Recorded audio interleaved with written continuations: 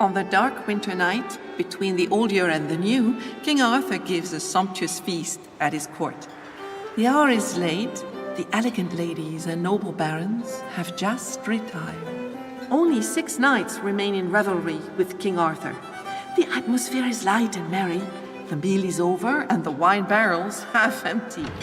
With a start, they all look up.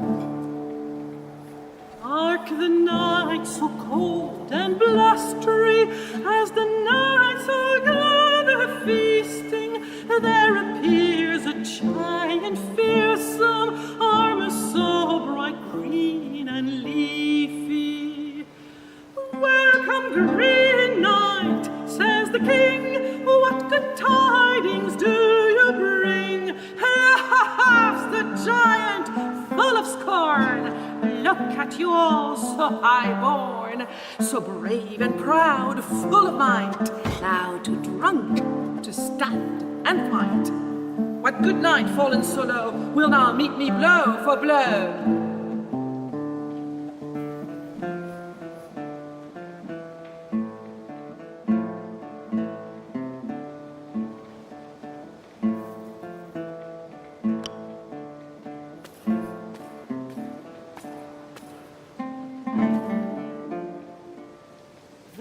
Tonight most true and brave, now does answer this call grave. Take this sword now, cries the knight, strike me down with all your might. He takes sword and strikes the head, but the giant is not dead. Look, the headless knight now walks, and holds its own head that talks. The moon shall but once in vain 12 times ere we meet again. Come to the green chapel thence to receive your blowing kind. The Green Knight now leaves the hall,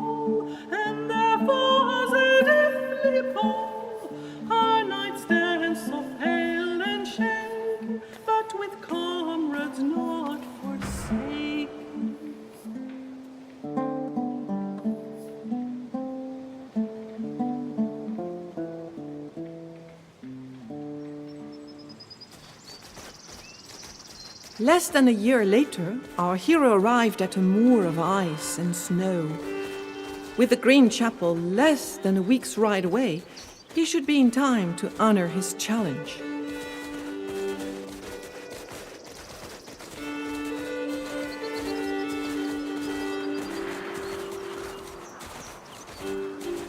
Our knight sees a beautiful lady in her middle years picking berries. Before they can even exchange a greeting, noise rings out.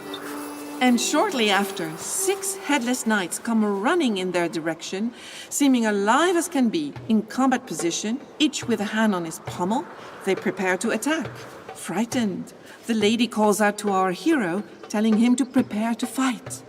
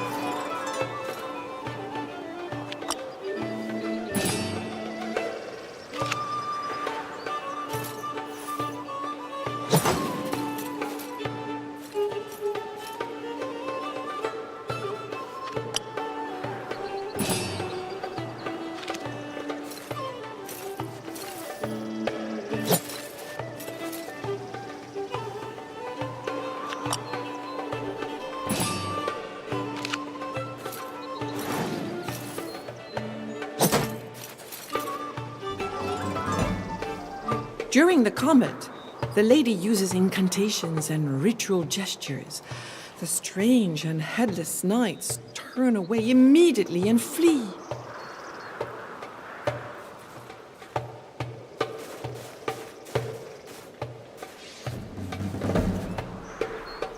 Around her waist, the proud and determined-looking woman wears a leather belt with a green stone in the middle.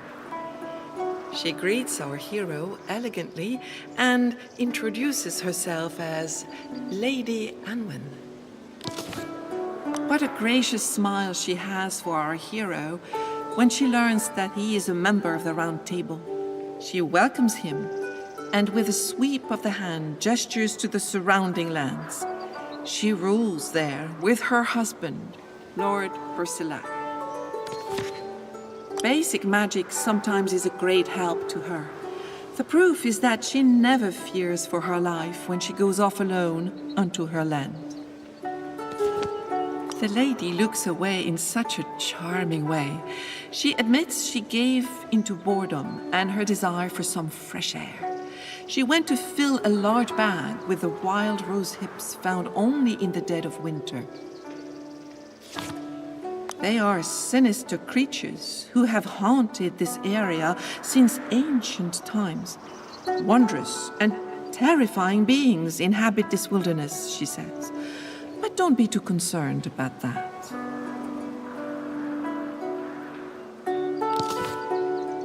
The Green Chapel is very well hidden. He won't get there on his own, only if a local guides him. And except in her castle, there is no one else around.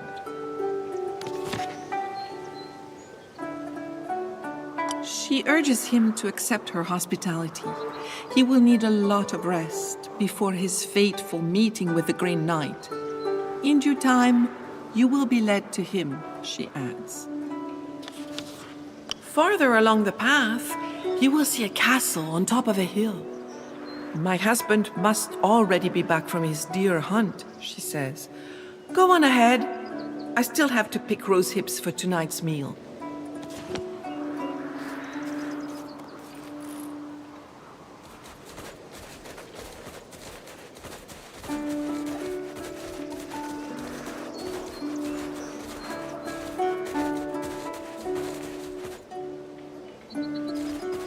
This is the way to the castle of Lady Anwen and Sir Bersilac.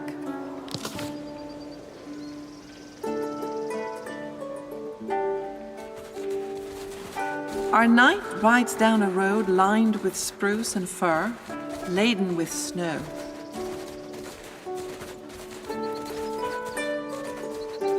And finally, he sees the heavy gates of the castle. Our hero shuts out. As a knight of the Round Table, he asks for shelter for the night and begs for someone to come open the gates. His wish is soon granted.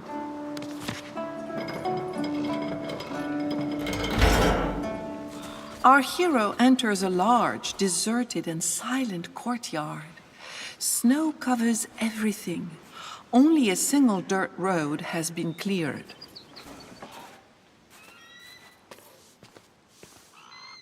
Birds of prey doze in large aviaries. There are merlins, peregrine, and gerfalcons.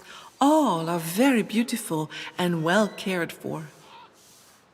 An old servant takes care of cleaning the place. He looks up at the newcomer. With a stern look, the old man greets our knight coldly. His name is Henry, and he is Lord Bersilac's valet. He nods, unimpressed that our knight hails from the kingdom of Logres and is a member of the Round Table. Henry has already announced his coming. The Lord is in the great hall. It would be improper to keep him waiting. The servant's expression becomes guarded once again, putting an end to the conversation.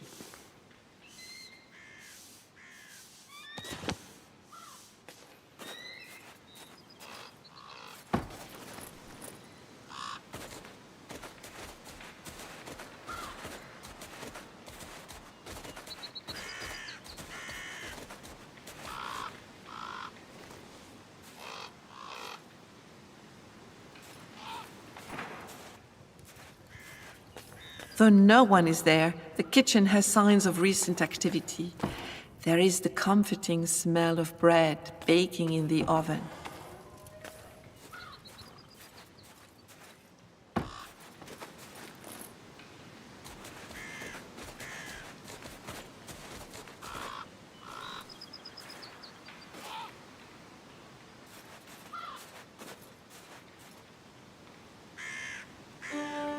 In the castle's sumptuous great hall, the lord of the manor greets our knight.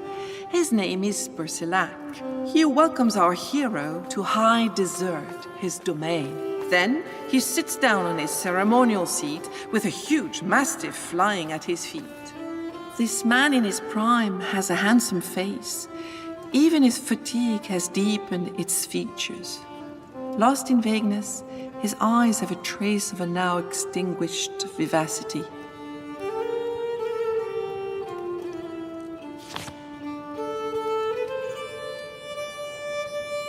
The Lord does not react when he learns our hero is a knight of the Round Table. "What are you doing so far from home?" he asks. Sharp as lances, his eyes could see through any lie. Bersilac listens attentively, occasionally nodding gravely. Then he promises to have our knight taken to the Green Chapel to meet his fate. But first, you will do me the pleasure of staying with us, he continues.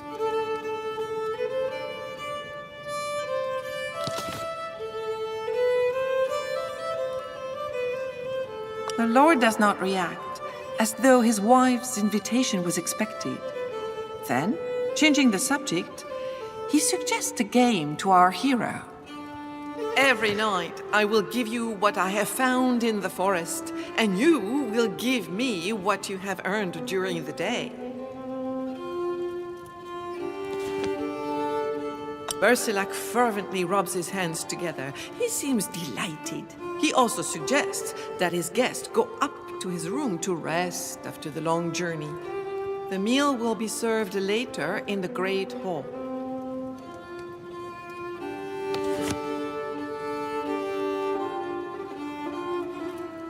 His wife does indeed have some skill at magic. She likes to wander out of the castle walls, as she feels very lonely, especially in the middle of winter. He hopes she will not come back too late. Everything is going well. He has a big castle, a vast estate, a beautiful and sophisticated wife. What more could he want?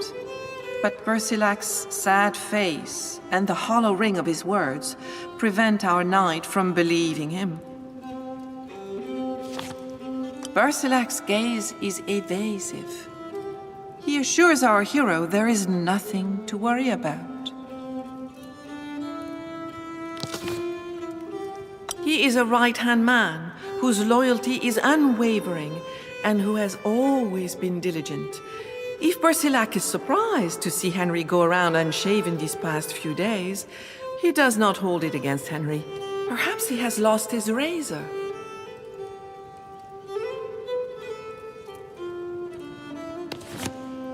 Our hero is more than grateful to his host for his help and hospitality. The Lord looks at the flames pensively, no longer paying attention to what is in the room.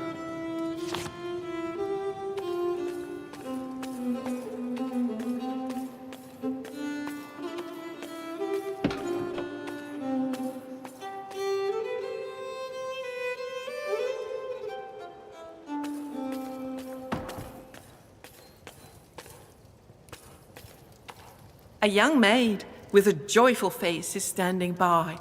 Her cheery face and those bold, laughing eyes lend her a friendly look. She greets our hero respectfully and says her name is Annabelle. A knight of the Round Table standing before her makes quite a big impression on her. She begins telling him of her admiration, then stops abruptly and apologizes. She forgot to say she has heated water for the bath and that it must not get cold. So our hero goes behind the curtain and slips into the water.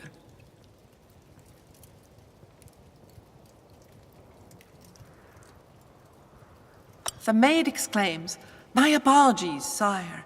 How could I forget to introduce myself? Yes, I am Lady Anwen's maid. I have been in her service for almost a year."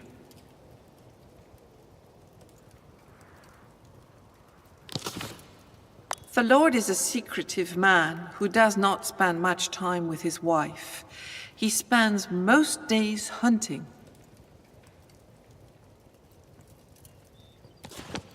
At first, she was happy to join such a beautiful home, and Lady Anwen made an excellent impression on her. When she visited the nearest village in search of a servant, Annabelle immediately agreed to join her. However, despite her initial enthusiasm, life in the castle was a disappointment. She is bored beyond measure and finds herself isolated and alone in this wilderness. Annabelle laments the silence between her lord and lady.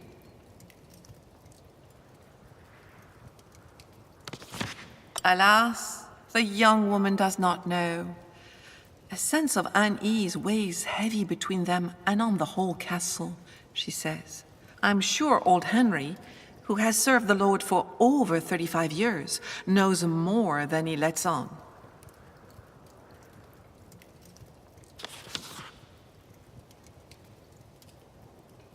The trick is to gain Henry's trust, but she's convinced he will be far more able than she.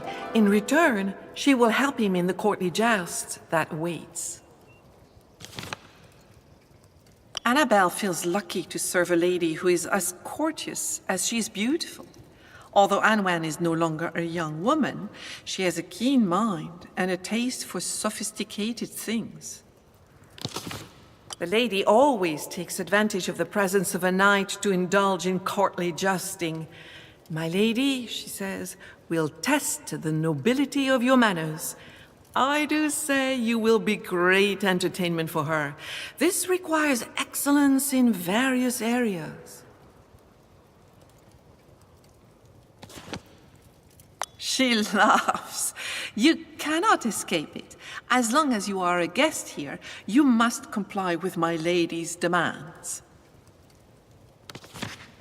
The maid tells him that Lady Anwen will be awaiting him in the orchard for the test. He can join her once he's ready. Finally, She leaves with a satisfied look that does not escape our knight.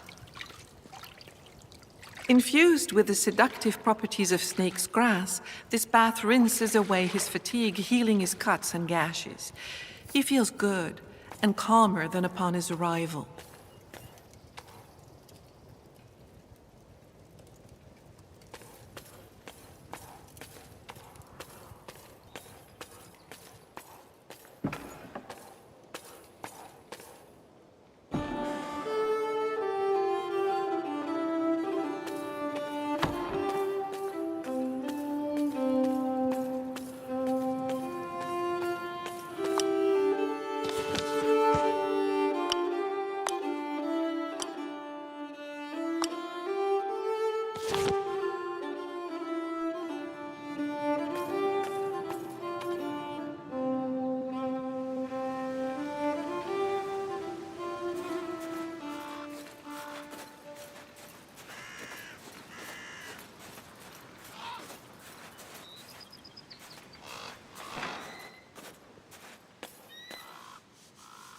Seeing our knight return, Henry greets him again.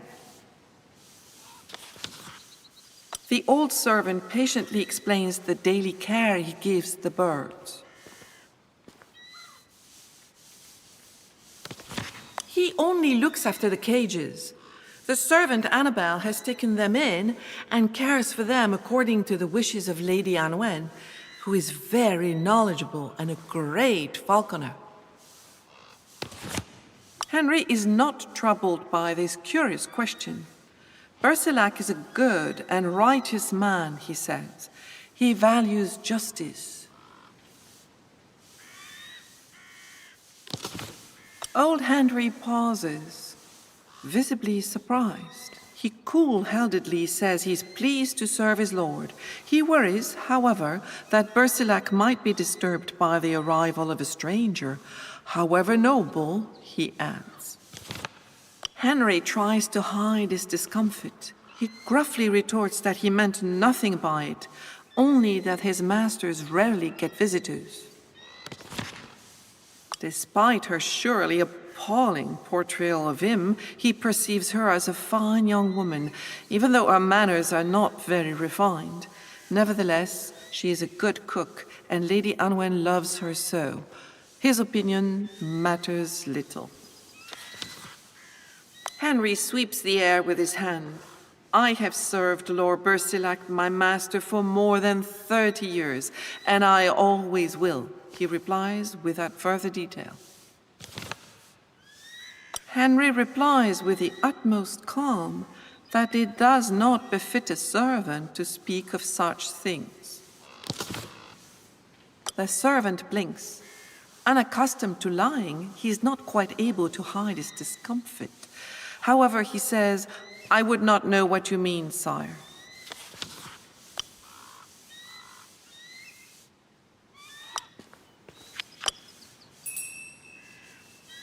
Henry is at first reluctant and wary.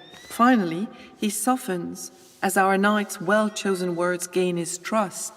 In a deep voice, he says he's ready to talk. Long ago, he confides, Lord Bersilac was a widower with a young son. He later remarried to Lady Anwen. A year later, a terrible thing came to pass. Man my lord loved dearly killed his child. Alas, there was nothing Lady Anwen and I could do to prevent it. Since then, my lord has not found peace. Several times a year, he disappears into the castle's underground passages. I think it is to visit his son's grave. Our hero leaves the old man caring for the falcons in the aviary.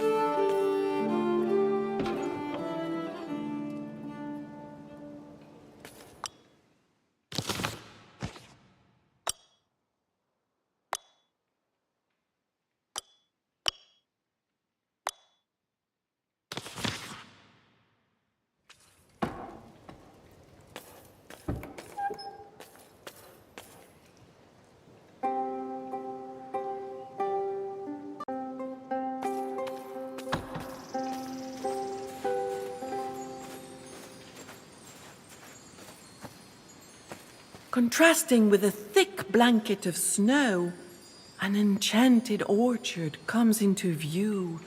A large apple tree with glistening golden fruit reaches its leaves into the sky. Around it, the grass is as green as if spring itself were emanating from the treetop. Lady Anwen sits on a pretty stone bench, serenely working on some embroidery. She's happy to see her guest again. Is our hero ready to join her for a courtly duel? She assures him that he will love it. A radiant smile lights up her beautiful face. Her maid will arrive at any moment to judge the two contestants' rhetoric. The test is a jeu parti, a narrated debate combining clever reasoning with poetic speech. Annabelle will give the start of the courtly tale involving a dilemma, and each contestant must provide a resolution and an end to the story. The maid begins in a melodious voice. Whither a bold and noble knight wants to prove himself. Alas, the lady is married to the lord who rules the land. The knight knows not what he can do to catch her attention and reveal his love. Lady Anwen continues the story. To send a message to his beloved, Wither bribes the castle servants. Flattered by his message, the lady agrees to see him. At the appointed hour, she and her suitor meet secretly for some shared pleasure.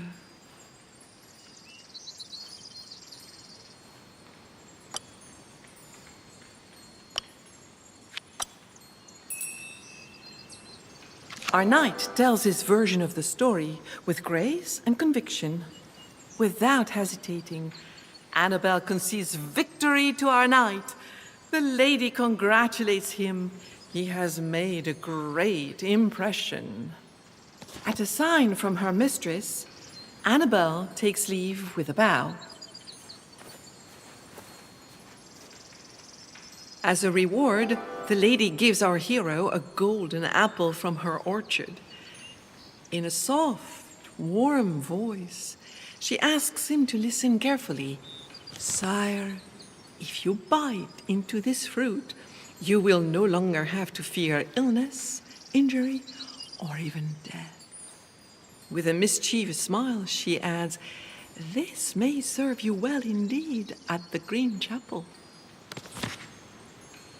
This passion, she says, should be held by every noble lady. Besides, courtly activities always call for agreeable company. She often finds that time in the castle moves too slowly. That's why she really enjoys their rare visitors.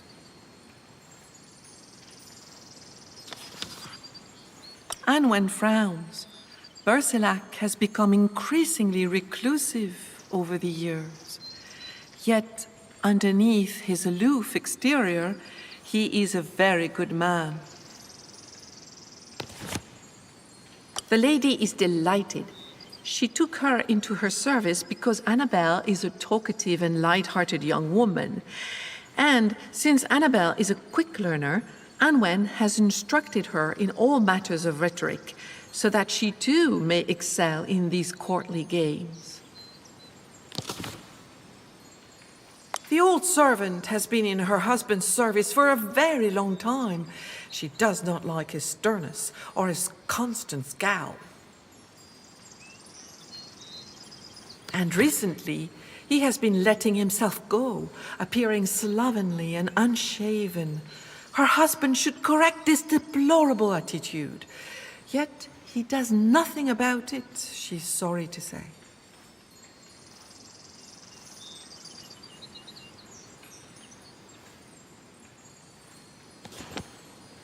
The beautiful Anwen smiles. This enchanted apple tree was given to her by Bersilac as a wedding present. In every season, an aura of spring emanates from the tree.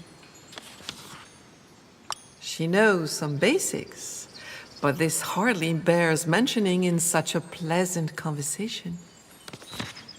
The lady thanks our knight for the pleasant conversation, gracing him with a radiant smile before he walks away.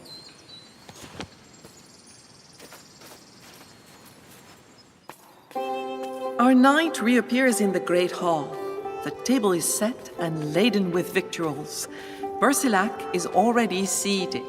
Our hero sits beside him. Lady Anwen soon follows suit and takes her seat as well. Bersilac announces the start of the meal. He asks our knight if his afternoon at the castle went well. Anwen confirms that our hero was very good at the day's courtly game.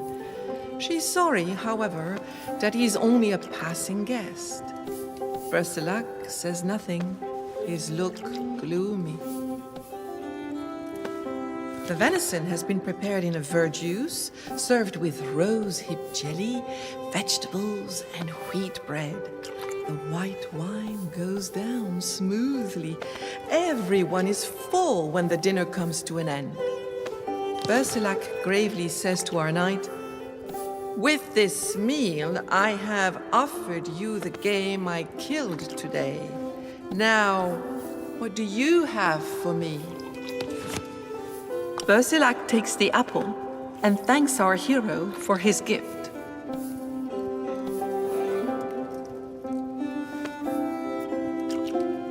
Then the Lord announces that he is going to retire. The next day, he will leave early for the hunt. Our knight, however, will stay behind and rest, as he has had a very long journey.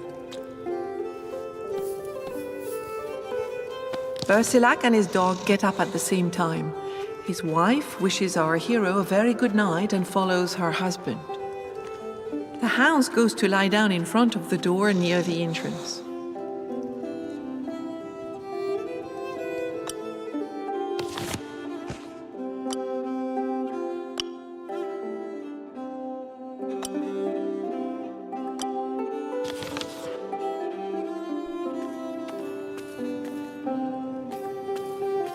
Bersilac's mastiff is lying before one of the doors. He starts to growl as our hero approaches.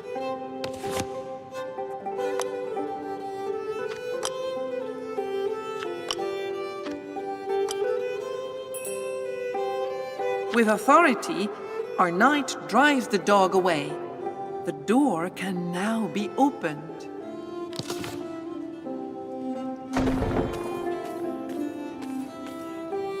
A stone staircase leads down to a long cellar with low arched ceilings. The place is gloomy, lit only by torches. At the far end, there is a large door without a lock. Our hero comes up against a heavy, closed door without a lock.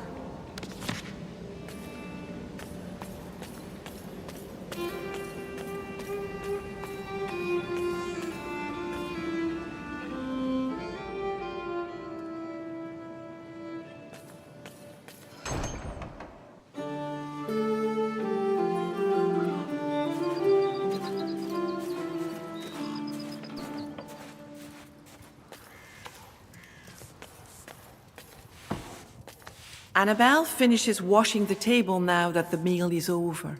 At the sight of our knight, she hastens to ask him if he was able to get the information requested. Annabelle cries out in surprise. She had no idea that Bersilac had already been married before he met Lady Anwen, and that he was a father too. She is indignant that her lady never mentioned it. Our hero should not mention this to her masters under any circumstances. Bersilac forbids anyone from going through the door of the Great Hall, the one near the entrance. It must therefore lead to the underground tunnels.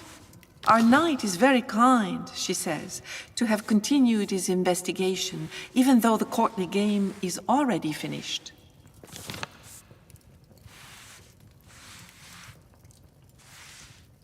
Annabelle bites her lip in shock. Though the discovery is macabre, there is still no trace of the child's tomb. There must be a way to open the door at the far end of the vault. The next day's joust will be a game of chess with the lady. To thank him for his help, Annabelle gives our knight a secret trick that will help him win. Annabelle is speechless. She does not know if it was made in jest or not. It is one of the things that Lady Anwen cares most about in this world. And this apple tree, and only this tree, brings meaning to her life, since Bersilac gifted it to her as a wedding present. Our hero takes leave of the servant with a knowing nod.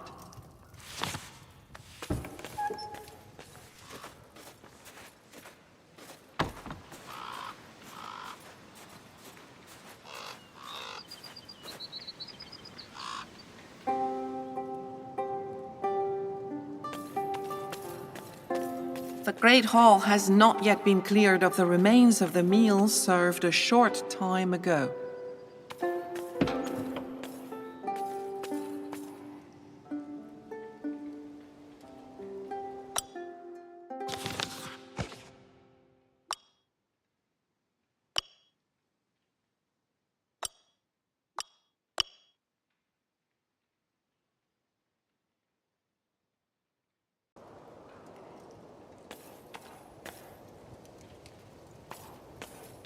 What a beautiful and pleasant room. The bed seems so comfortable with its thick blanket and well-made pillows. The oak furniture and the luxurious draperies give the room such a rich appearance. Our knight gets into bed.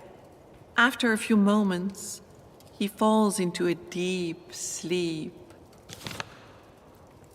Our hero opens his eyes to the pale, cold moon shining in the dark night sky. He wakes up in the middle of the night on a moor as vast as it is frozen.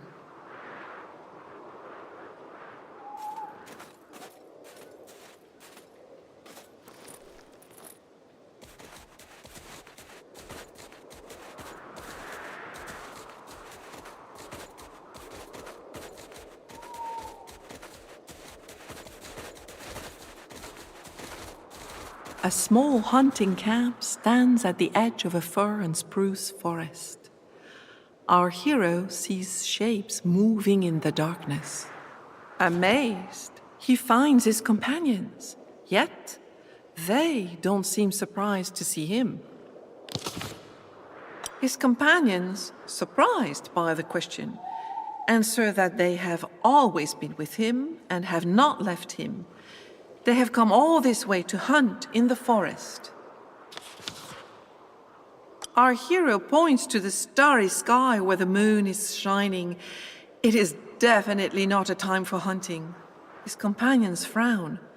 He was the one to suggest a night hunt. And there is enough light to see clearly. They have not even on the hills, far off on the horizon. His companions agree wholeheartedly. To do this, there is a path among the trees a little farther on.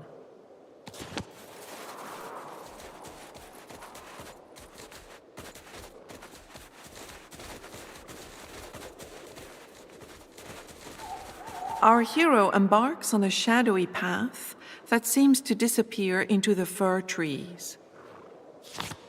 Determined to start the hunt, our knights venture out enthusiastically through the brush, ready to track some noble game.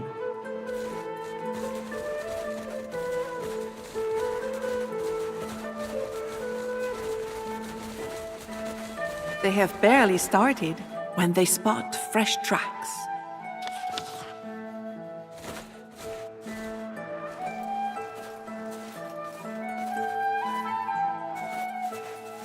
The tracks stand out against the bright white snow.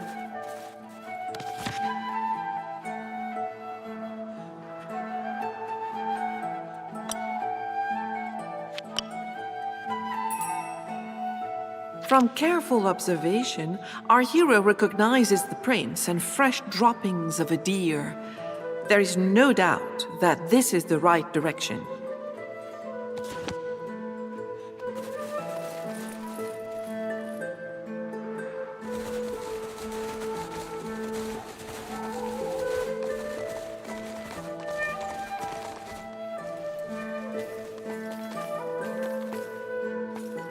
The tracks stand out against the bright white snow.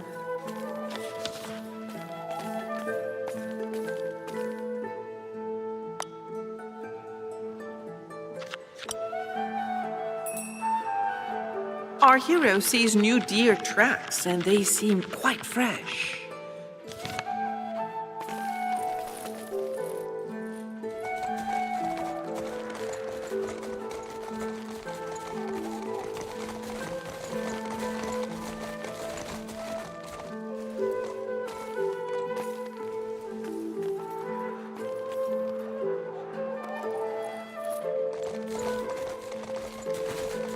A noise is heard. A deer runs off down the path.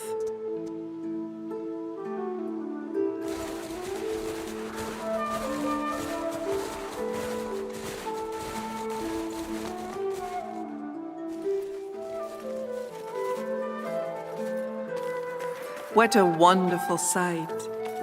Down the middle of a frozen river, a spring stream runs. On the other side stands a beautiful portico made of interwoven branches.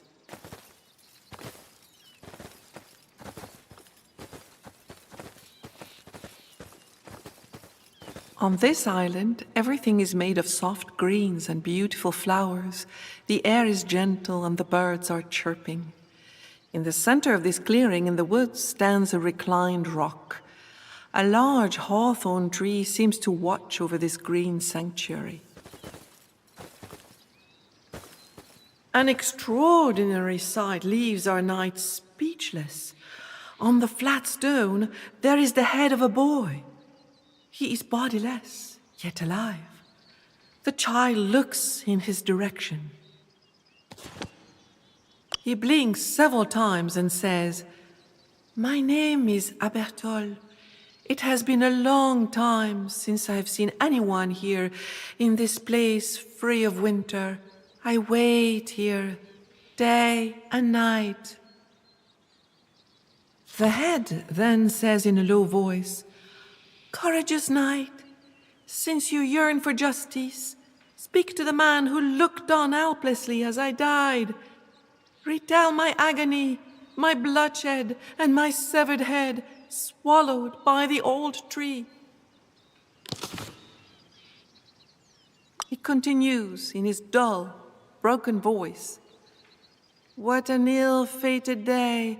I knew each one of these men, and yet each one struck me. They share the blame. These guilty men corrupted their souls." The child's eye cloud over, and he falls silent.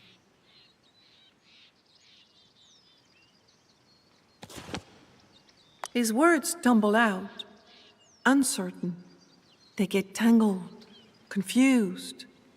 He has always seen this man. He works hard, he's always busy. He alone has remained faithful and loyal. The child's voice ends in a whisper. Abertol's eyes roll back in their sockets. What a horrifying sight! The boy splutters, unable to answer. He thinks he's only the child of death, the sacrificed child, the headless child.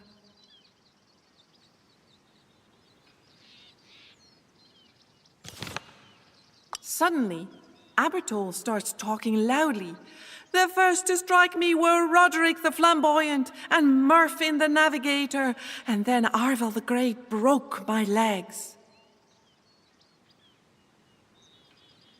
Then Blade the Voracious broke my arms, and Arianwin the Bright pierced my side, and finally Taran the Thunderous sent my head flying." In a whisper, He asks that all this not be forgotten. The child closes his eyes for a moment, then opens them again. He seems to grow calmer. As he cannot move, Abertold inquires anxiously if the golden apple is on the reclining rock. The boy's face suddenly lights up. He asks our hero to grab it and take a bite. He does as the boy wishes. Our heroes appear in the orchard. Ice covers everything, including the big apple tree. The headless knights they met the night before are there too. Their arms turned toward the sky, they whisper a long plea. They seem to be calling for someone or something. In place of the apple tree, an ugly and monstrous being appears. It's a deformed old woman made of frost and sharp spikes of ice. To her followers who have fallen to their knees, she points out our heroes so that they will pounce on them. Then she joins them in the assault.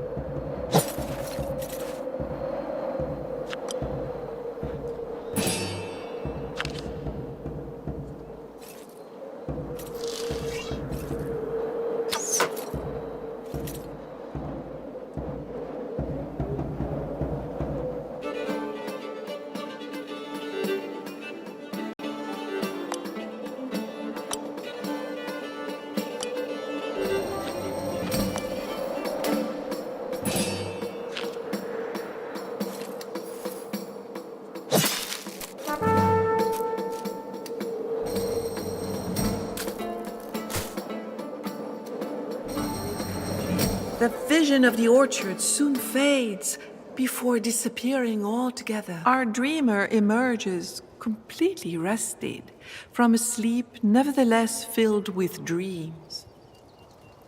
Anwen sits nonchalantly on the edge of the bed. Our hero notices that she has taken his hand, probably while he slept. The lady has a question to ask him.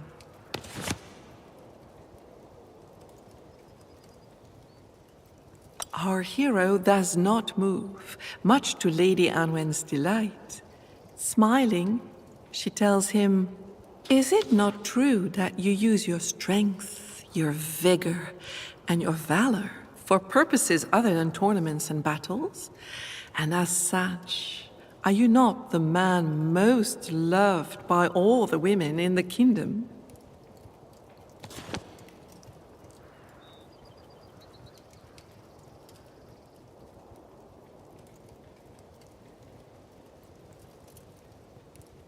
The lady replies that he's far too modest, and no matter what he said, only actions count. Her actions echoing her words, she kisses him on the lips.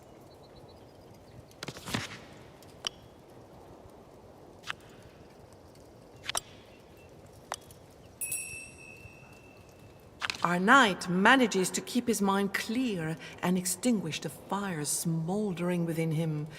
He cannot, with any decency, give in to his host's wife, so he pushes Anwen away to the edge of the bed.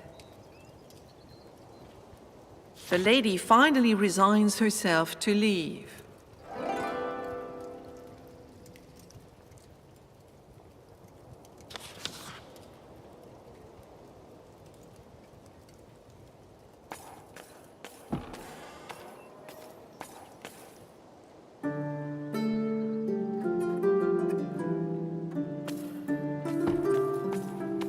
There is no one here but Bersilac's mastiff resting before one of the doors.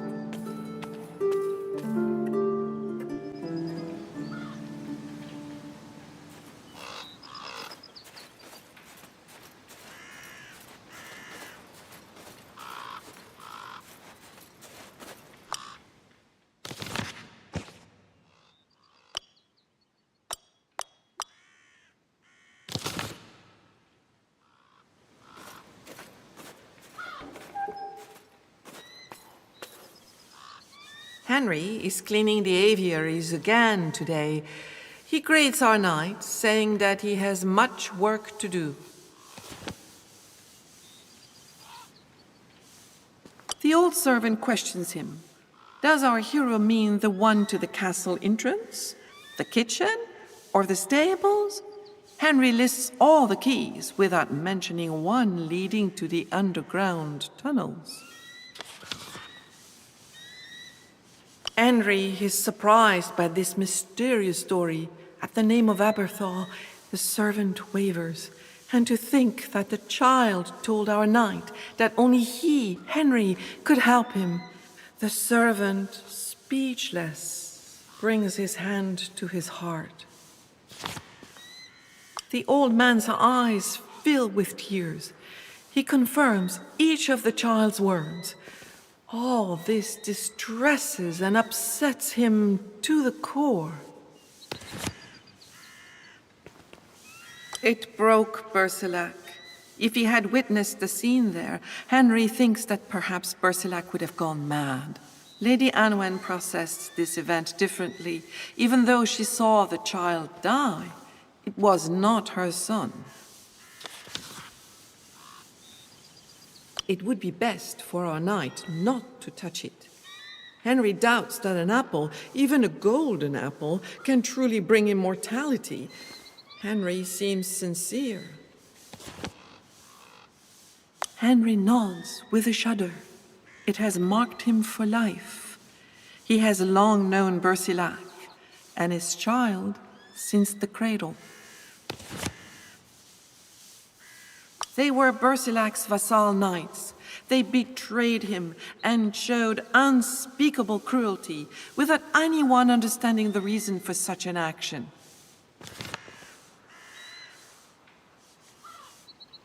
Henry confirms it.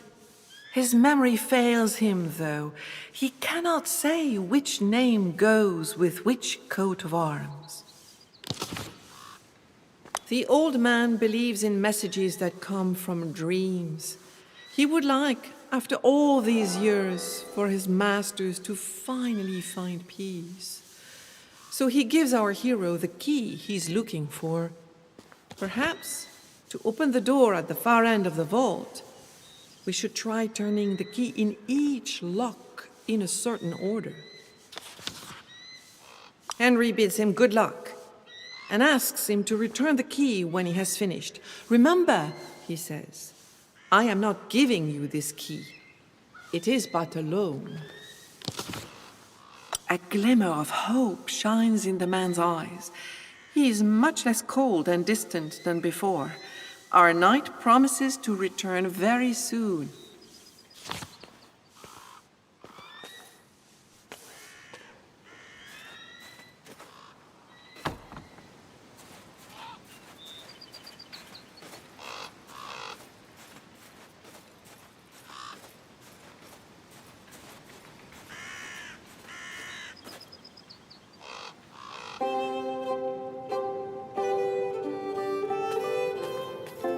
Bersilac's mastiff is lying before one of the doors. He starts to growl as our hero approaches.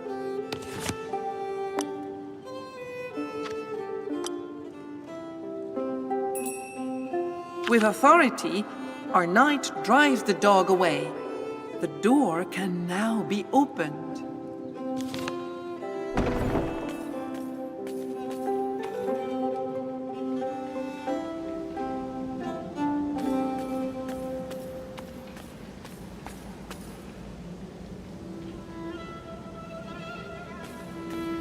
Our hero turns the key in the lock, but nothing happens.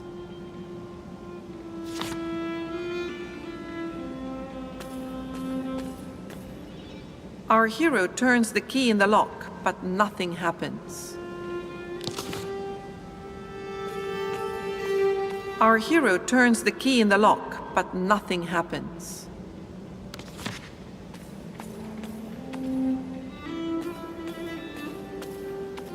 Our hero turns the key in the lock, but nothing happens.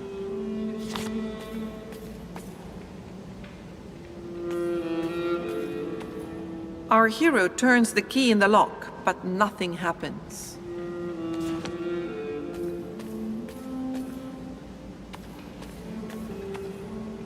Our hero holds his breath before slipping the key into the last of the 6 locks. He hears a creak. The door opens.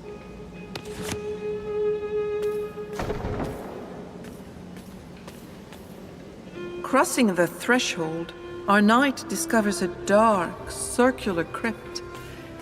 At its center, a small skeleton lies on a tomb, surrounded by toys. Although the skeleton is in fairly good condition, its skull is missing. An inscription can be read on the tomb. Here lies Abathal of the High Desert. The innocence lost will forever fill his father's heart with infinite sorrow.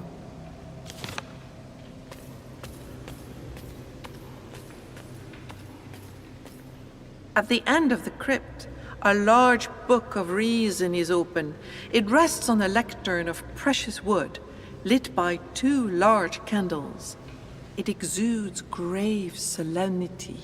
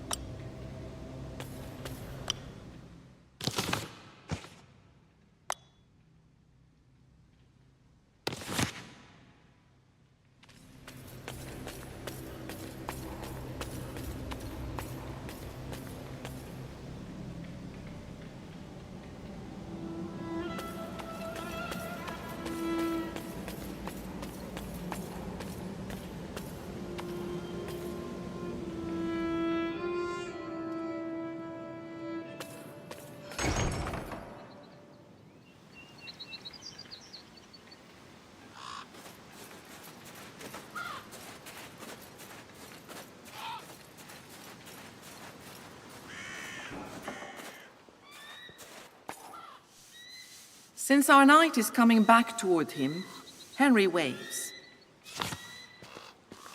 Our knight returns the key to the worried, anxious servant. Henry cannot believe the whole story, let alone the suspicions cast on Lady Anwen, unless some real proof can be found. Our hero leaves the old man caring for the falcons in the aviary.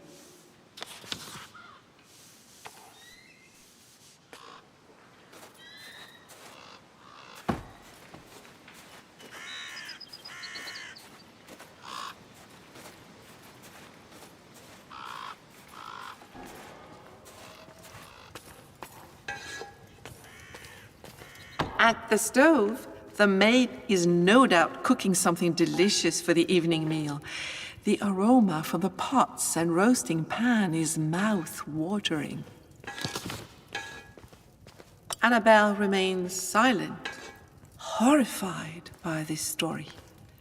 However, she soon pulls herself together. Annabelle almost screams. It is all so terrible. After this story, Annabelle looks more upset than ever.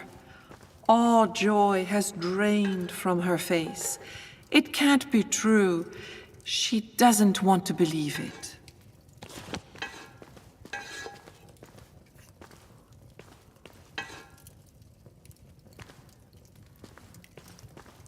Still in turmoil, the young woman speaks with difficulty, since Henry diligently guards the orchard and its tools. She doubts he will let our hero do it. The next day, however, after the courtly joust with the lady, she thinks it would be possible to create a diversion.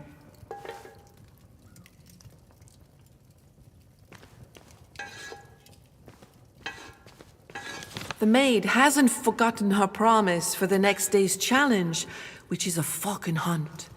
Annabelle instructs our knight in falconry so he may choose the best bird of prey for the hunt.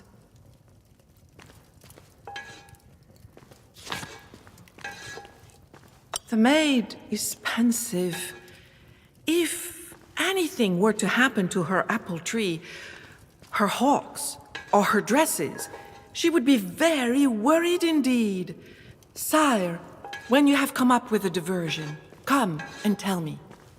However, it will be impossible to draw the lady away until after the courtly joust of falconry.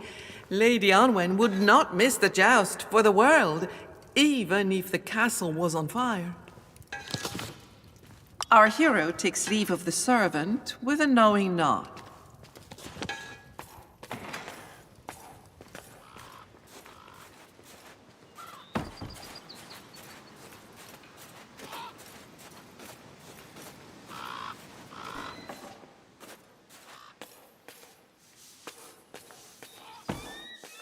The bars are gleaming, the aviary is clean and well maintained.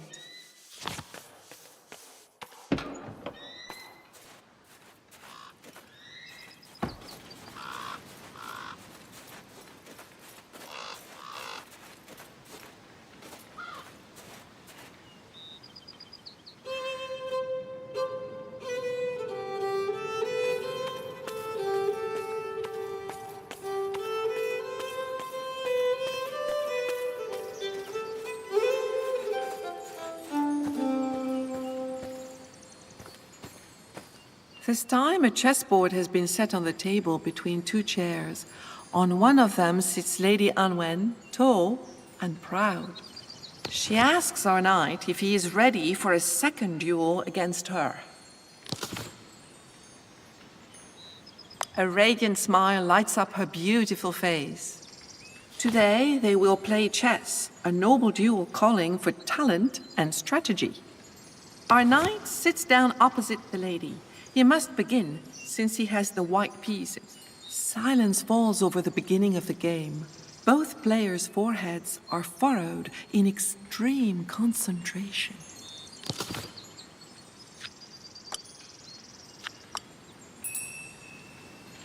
The game is a struggle for both players. The effort is so intense. It feels to them as if they have been dueling for hours. Our hero's last move surprises the lady. He cries out victoriously, "Checkmate!" The lady, impressed, bows to acknowledge this victory. What a well-played game. The lady rewards him with another golden apple from her orchard. No one ever goes there. There's really nothing to see. She adds with a laugh, "Who knows what my devil of a husband does there? But anyway, let's leave it at that.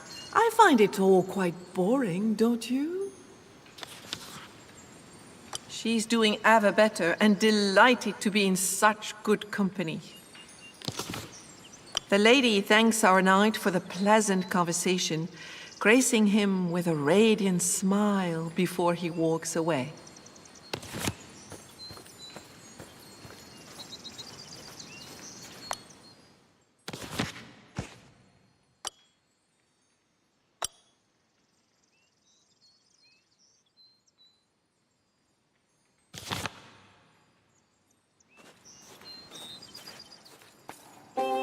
Our knight reappears in the great hall. The table is set and laden with victuals. Bersilac is already seated.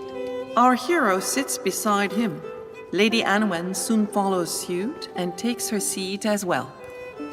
Bersilac greets our knight. The meal can now begin. The lord, in a sullen tone, says he likes to spend his cold days in the fresh air. Bersilac is proud to say that he killed a boar. These tusked animals are quite formidable and give even an experienced hunter a hard time. So he offers it as tonight's meal. The wild boar is served in a garlic sauce with candied turnips and rye bread. The wine, red as blood, is nauseating. This hearty supper leaves a bad taste in the mouth. Soon our hero must give the lord his day's share of the spoils. Bersilac takes the apple, nodding wordlessly. Then, astonished, he accepts our hero's kiss. He wonders where it could have come from. But he remembers that, according to the game, our knight does not have to tell him the source of his gift.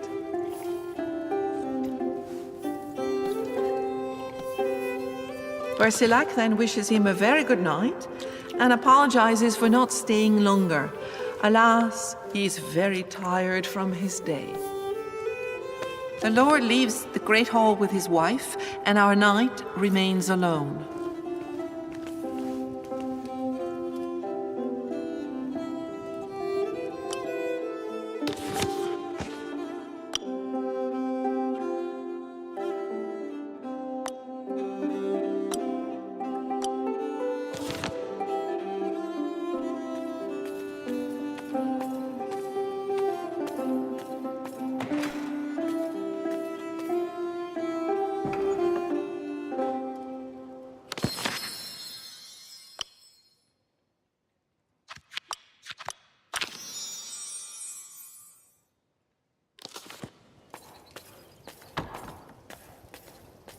What a beautiful and pleasant room.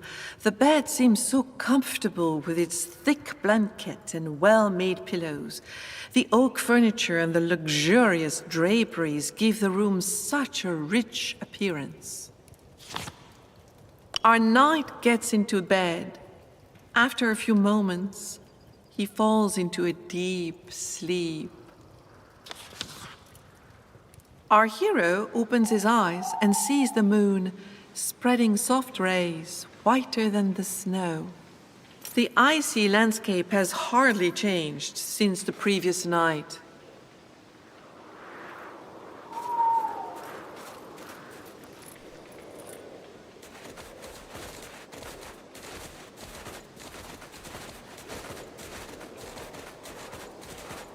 Our hero finds his companions in the hunting camp, just like the last time he came. Once again, they are not surprised to see him approaching. Everyone looks at each other, awkwardly. They don't know what our hero is talking about. This is the first time, they say, that they have hunted in this forest. Our hero's companions look at him in disbelief. Like last time, they answer that they have always been with him since they left Caerleon. And it is now time to go hunting. Indeed, everyone agrees to take advantage of the light of the moon still high in the winter sky.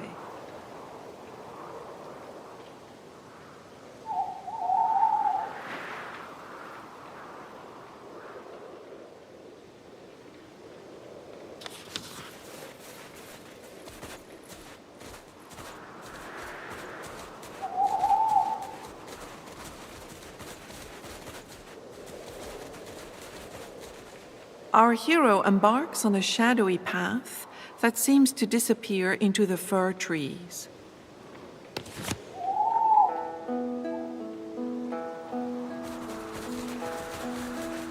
On the forest's snowy carpet dappled with moonlight, they find some tracks.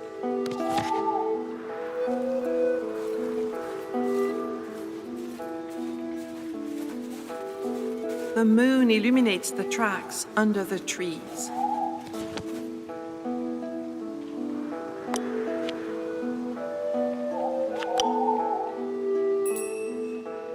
Our hero sees paw prints and a few droppings. A skilled tracker, he estimates that a boar has recently passed through these parts. There is no doubt that this is the right direction.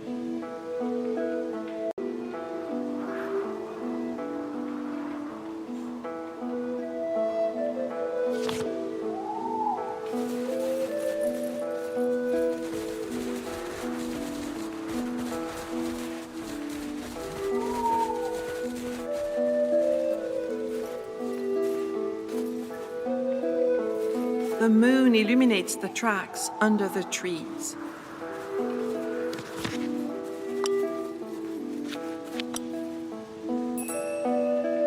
Our hero again sees boar tracks, which still seem fresh.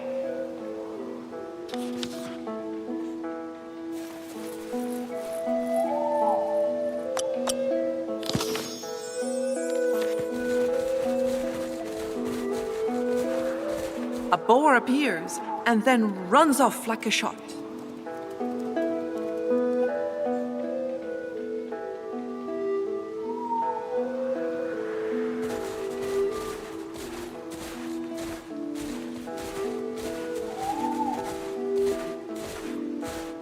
These stones are too slippery for the horses to safely venture forth.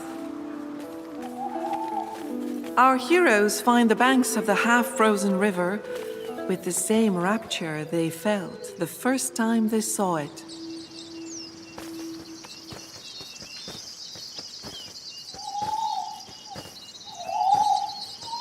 In this immense cathedral of vegetation, our heroes once again experience a profound rapture. A golden apple has been laid next to what seems to be the head of a child.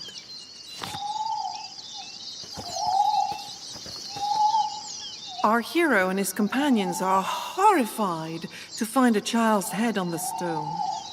Only the one who made the pact with the Green Knight is not astonished. He remembers perfectly well having seen the head the night before. "I will help you tonight," says the child, "to pierce the thick shadows." He adds, in a somber yet hopeful tone, that the proof we seek is to be found in our world, beneath the roots of the apple tree. As it cannot move, Abertold inquires anxiously if the golden apple is on the reclining rock. The boy's face suddenly lights up. He asks our hero to grab it and take a bite. He does as the boy wishes. Our heroes appear in the orchard, which is being invaded by shadows. The Headless Knights are there too.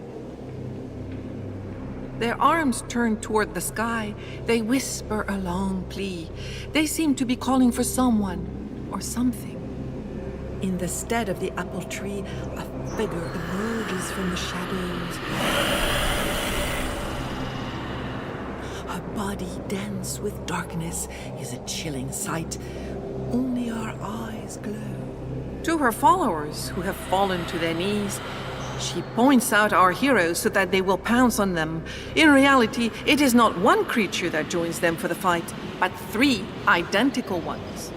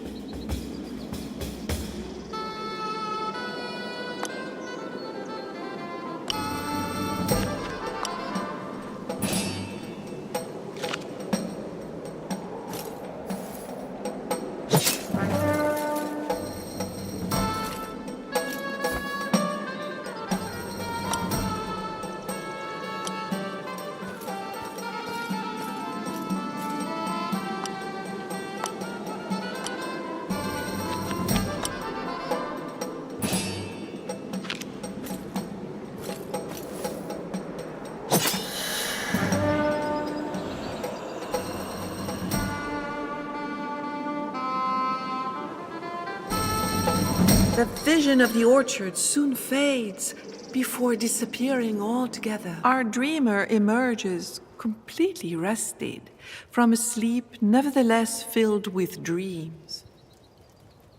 The lady has again come to our hero's bedside, but she does not assail him with questions. She seems more serious and restrained. Her face even seems melancholic.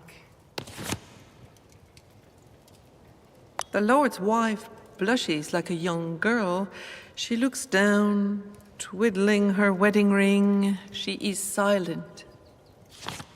In an unsteady voice, she begs his pardon for having bothered him the previous morning. She feels terribly guilty about it, but she pauses and resumes, "My soul is besotted with you, and every day I curse myself for it."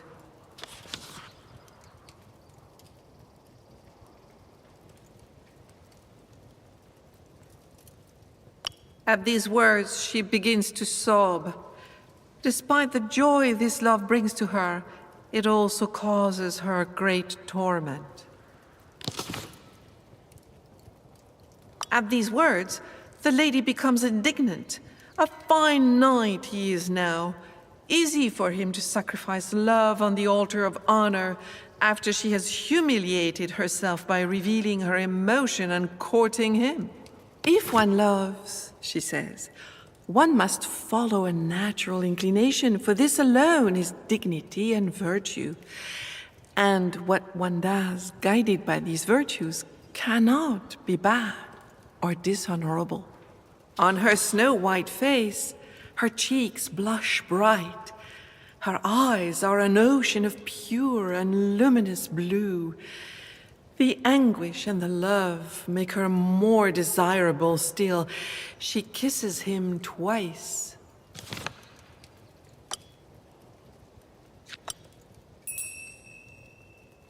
Our knight manages to keep his mind clear and extinguish the fires smoldering within him.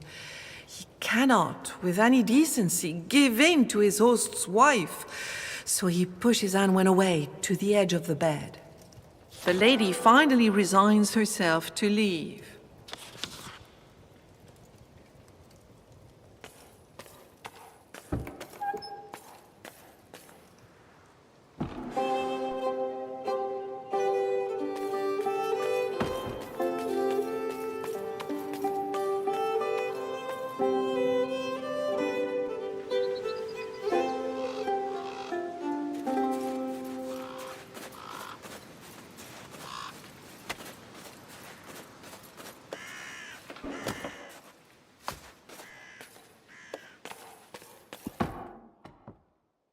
Now that he is alone in...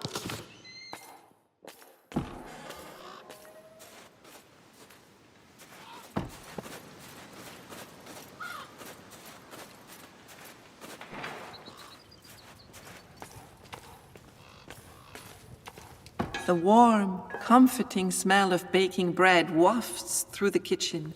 Annabelle is already preparing supper. Our hero takes leave of the servant with a knowing nod.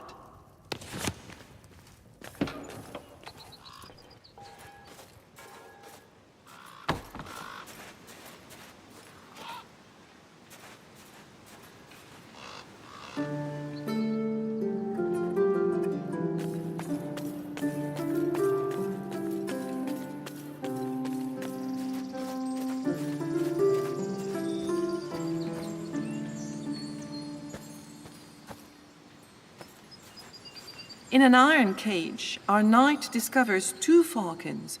One is a merlin, and the other a peregrine. Lady Anwen, standing not far from the orchard, seems to be waiting for our hero. She asks our knight if he's ready for the third duel planned for today. A radiant smile lights up her beautiful face. So, they will hunt with the lady's birds of prey. As she is a talented falconer, she hopes our knight is not a novice. For today's event, we will hunt pigeon. Anwen invites our knight to choose the falcon best suited to the hunt.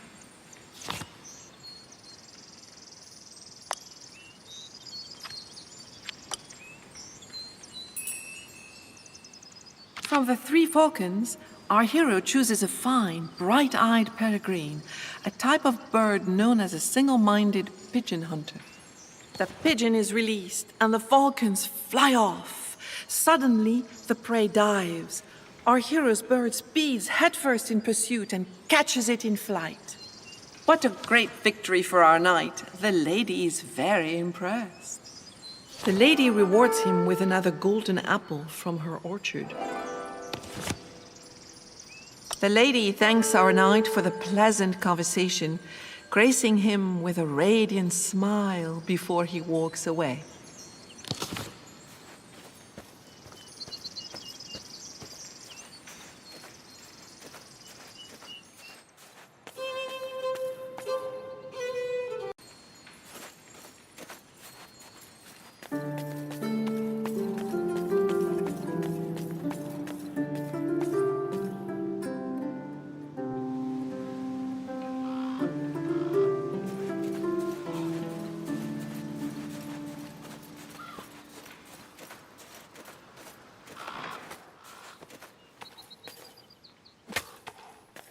The bars are gleaming, the aviary is clean and well maintained.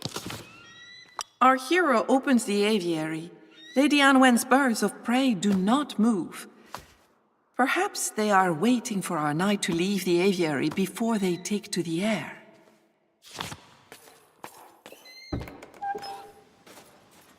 The falcons finally decide to escape. They are now gliding overhead, circling the courtyard.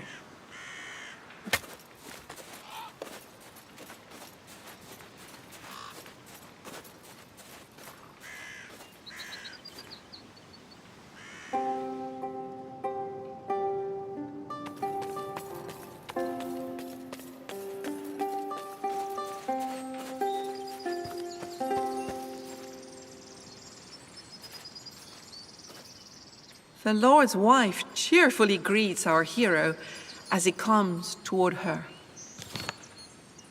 However, the lady replies that she trusts Annabelle completely to get them back into their cages.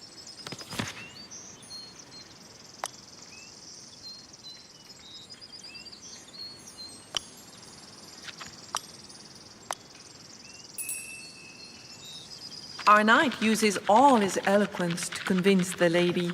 His argument finally succeeds. She apologizes and leaves.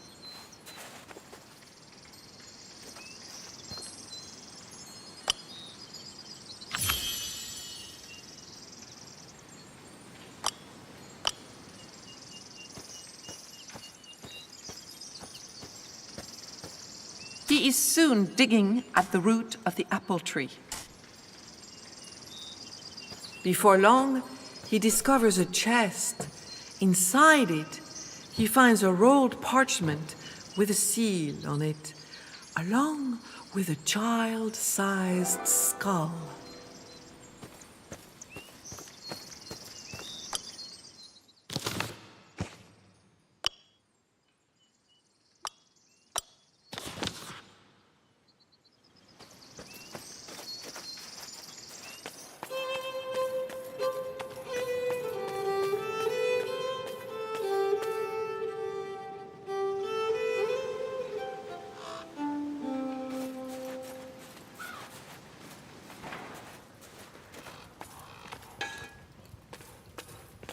The warm, comforting smell of baking bread wafts through the kitchen.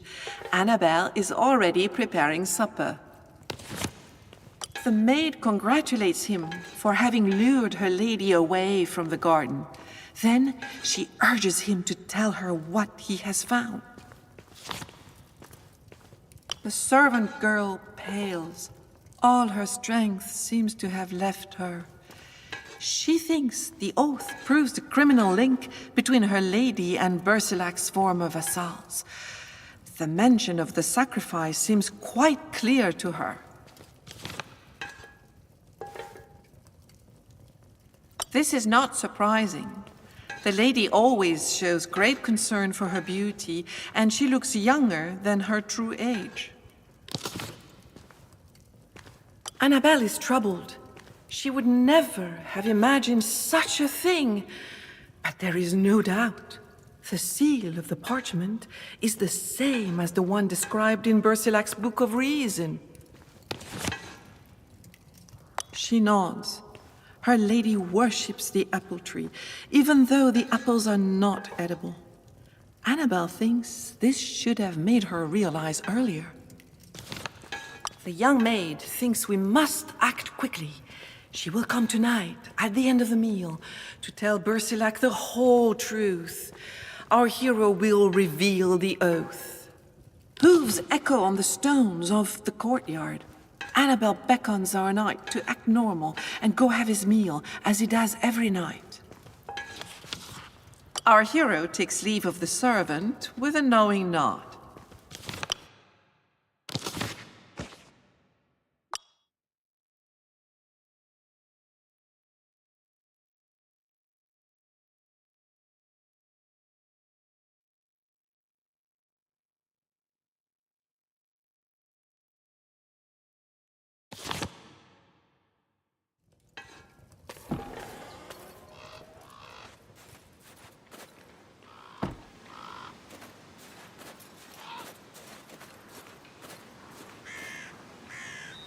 Our knight reappears in the great hall.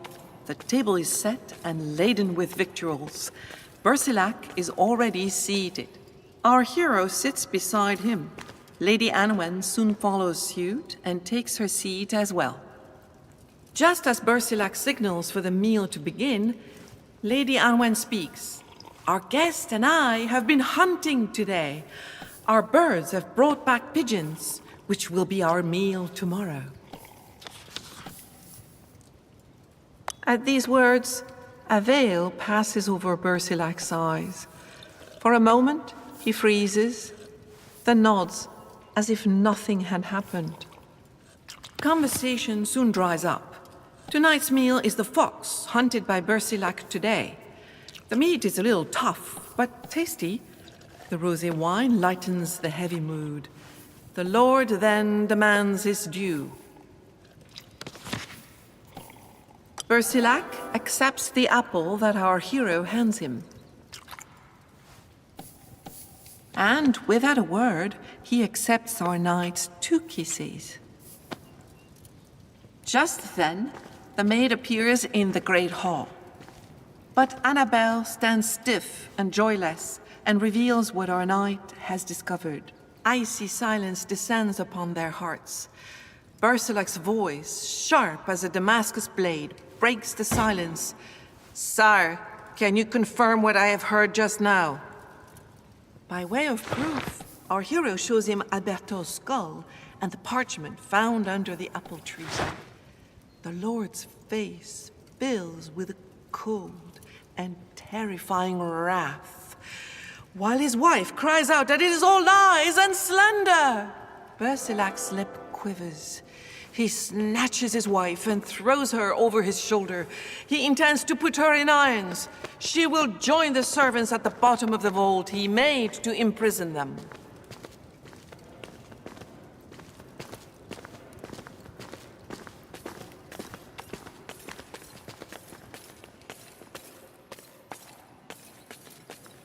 Sent back to his quarters by the Lord, our knight has no choice but to go to bed early tonight. After a few moments, he falls into a deep sleep.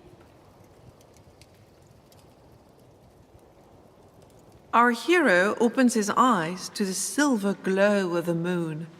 All is still and silent. The night, the moor, and the sky remain as they were.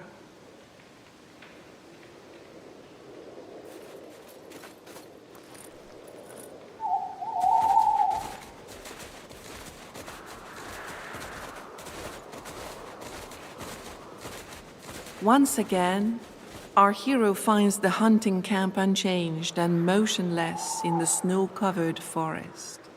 His companions are there too, settled as always around a fire. Everyone exclaims impatiently that they have been waiting for this.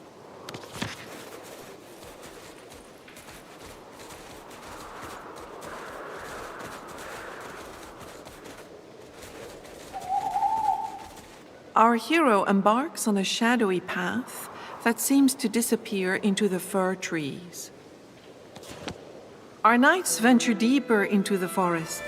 They hope to pursue a big game animal. It does not take long before they find the first tracks.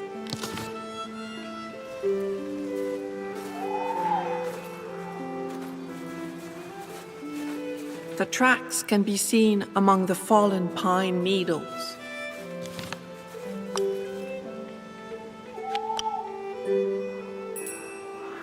After careful observation, our hero discovers fox tracks and droppings on the path.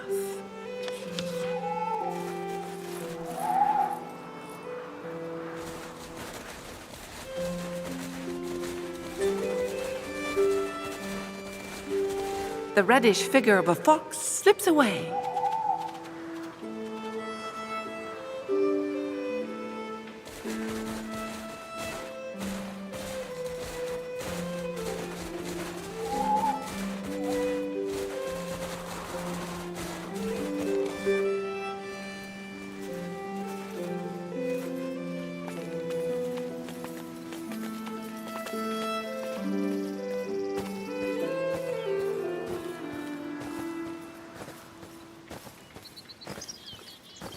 The enchantment caused by this magical place grows with each visit.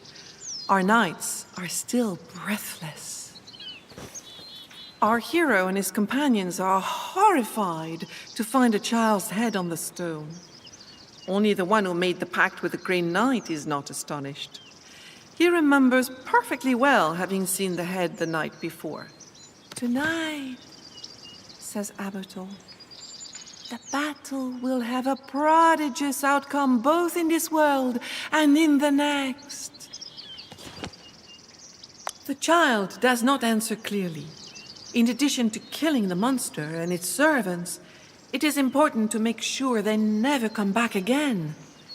He also says that everything started and will end under the roots of the apple tree.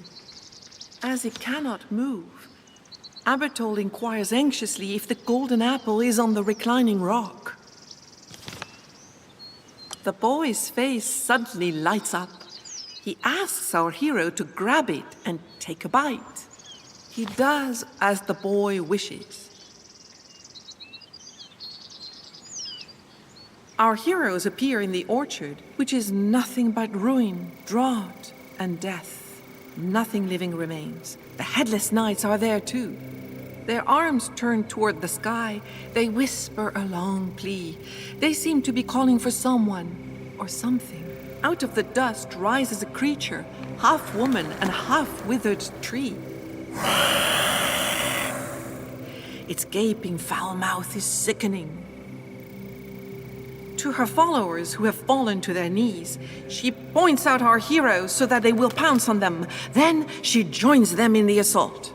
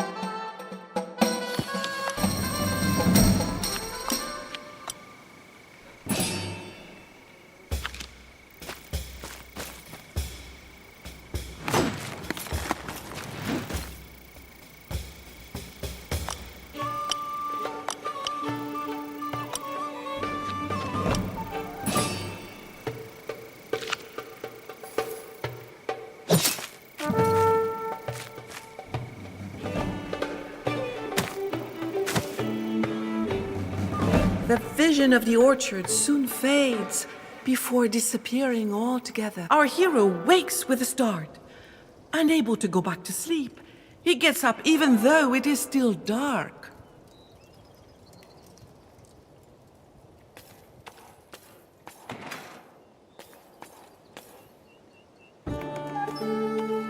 Our knight comes across the two servants, collapsed on the floor. A pallid Henry holds Annabel, who is crying. Lady Anwen has hanged herself from one of the beams in the vault. He shivers from head to toe. Annabel and Henry just found a lady like this. The old servant cannot hold back the silent tears that run into his beard. Holding on Henry's arms, the servant sobs. She keeps repeating that there is no sense in it. Turning to our knight, Annabel tells him that the price of truth is always high. Henry was given this last mission by Bercelac to show his guest the way to the Green Chapel. He continues, "Sire, if you go straight ahead, you will arrive at the Green Chapel. But you will find another path on your right that leads out of the forest. If you take it, you will return safely to your kingdom, or you can ride to your fate. The choice is yours." At these words, Annabel, leaning heavily on the austere-looking servant, smiles sadly at our hero in farewell. Our knight does not recognize this part of the forest. The closer he gets to his goal, the more his heart sinks. Soon the path splits in two, as the servants had mentioned. Our hero hesitates, wanting to live despite his promise.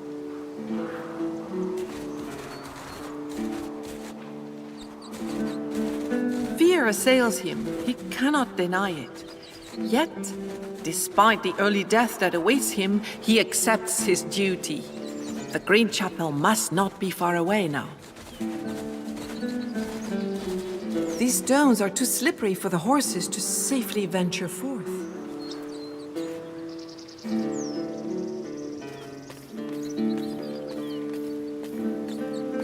Amazed, our hero contemplates the entrance to this enchanted place, just like in his dream.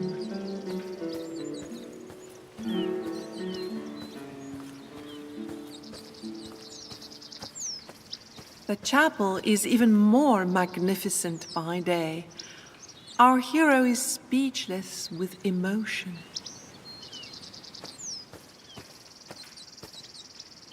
Our knight meets the gaze of the Green Knight, who waits, poised, with his majestic sword in hand. His look is as serious and terrifying as when they first met. Our hero fears death impending, but with courage so unbending, he kneels down to face his ending.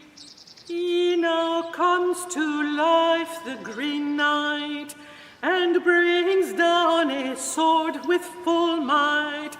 But lo, our hero is not smite.